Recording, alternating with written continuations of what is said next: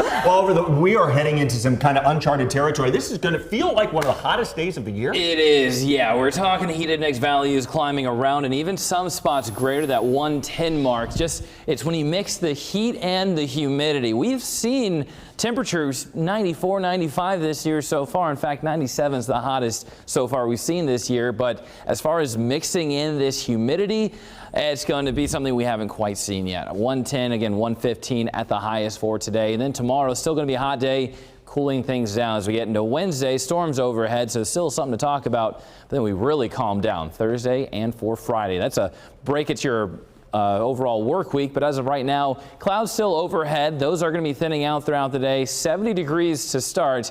Still going to be a pretty muggy morning. Storms did push in, drop the temperatures in those mid to upper 60s and low 70s.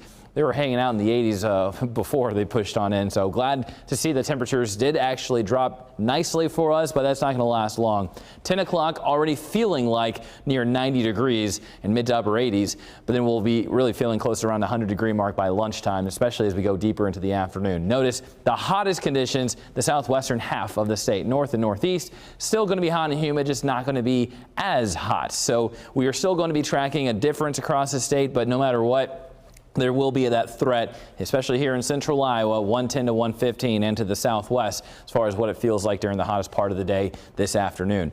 And then by 10 o'clock, still holding on to feeling like the mid 80s to mid 90s. So we're not going to even catch a break as we go into this evening from that heat and muggy feel. As far as the radar right now, it's pretty broken. Now we're trimming it down to pretty isolated showers. The rain chance that kind of pushed on through the metro is fizzled out, and we're going to be drying things out moving forward. The strongest storm right between Lenox going to Mount Ayr is moving east, so about 169 is going to be passing over about next 15-20 minutes or so.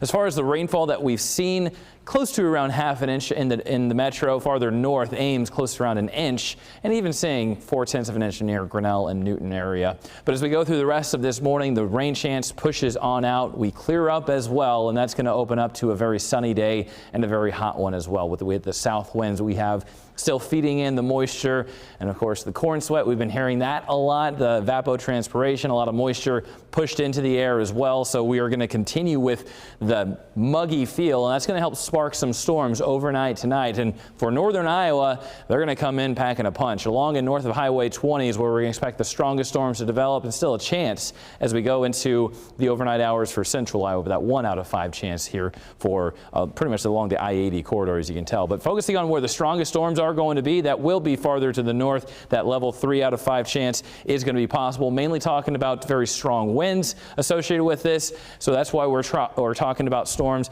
mainly in northern Iowa. Still a chance as we go into central Iowa as we go throughout Tuesday early morning, but we are still impact for the heat and humidity that's going to be persisting as we go first 2 days of the work week. And then storms, the cold front pushed on through on Wednesday, and that's going to clear us up as we go through the rest of this week. Highs in the 70s, lows even dropping in the 50s by Friday morning. Yeah.